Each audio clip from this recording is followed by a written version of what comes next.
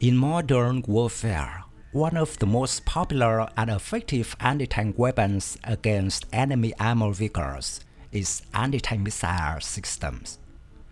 They are weapons with a long history of development dating back to the first half of the 20th century and are constantly evolving to become one of the standard anti-tank weapons on the modern battlefield.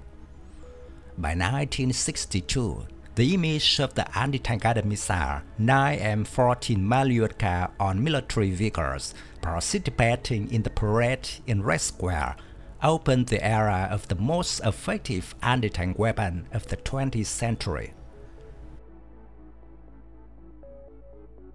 The 9M14 Malyutka, NATO codename AT-3 Sagger, is classified as a wire-guided anti-tank guided missile system. It was the first man-portable anti-tank guided missile of the Soviet Union and is probably the most widely produced anti-tank guided missile of all time, with Soviet production peaking at 25,000 missiles a year during the 1960s and 1970s. In addition, copies of the missile have been manufactured under various names by at least 6 countries. The Malyutka has a recognizable design, with a pointed nose containing a hit warhead and oversized fins. That is stored inside the 9K11 portable fiberglass launcher.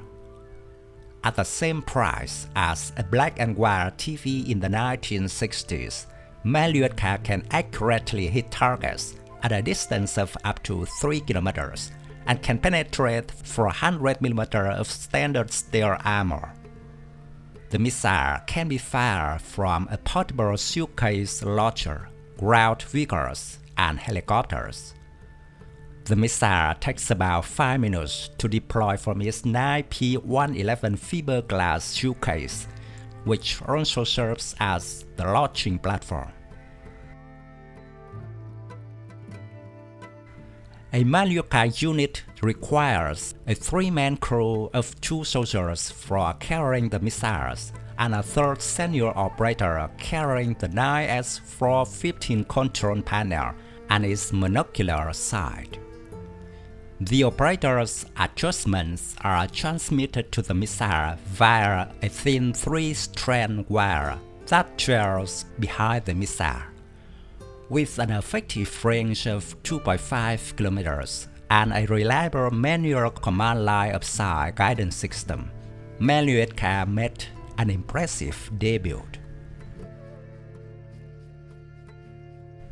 The 2 most serious defects of the original weapon are its minimum range of between 500 and 800 meters, and the amount of time it takes the slow-moving missile to reach maximum range around 30 seconds, giving the intended target time to take appropriate action. Later versions of the missile addressed these problems by implementing the much easier-to-use Zaglos guidance system, as well as upgrading the propulsion system to increase the average flight speed.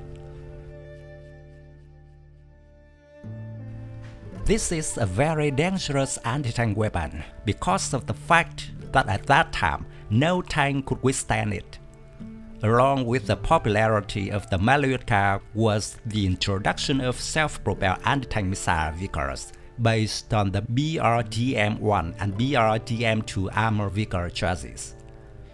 Even the Soviet Union at that time had an ambitious project to build tanks capable of launching missiles to optimize maneuverability and firepower. Because of its effectiveness in combat, Malyutka took part in most of the conflicts in the second half of the 20th century.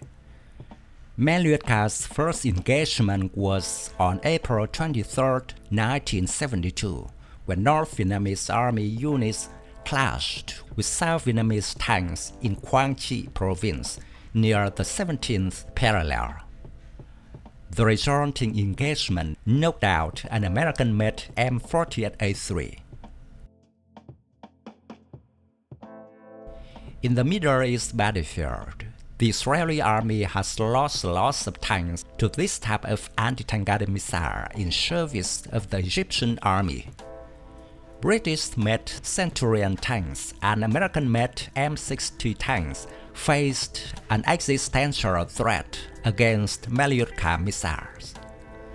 The Malyutka could penetrate 430 mm of steel armor. Examining Soviet accounts reveals the Israeli Defense Force lost hundreds of tanks to Malyutka missiles within a few days.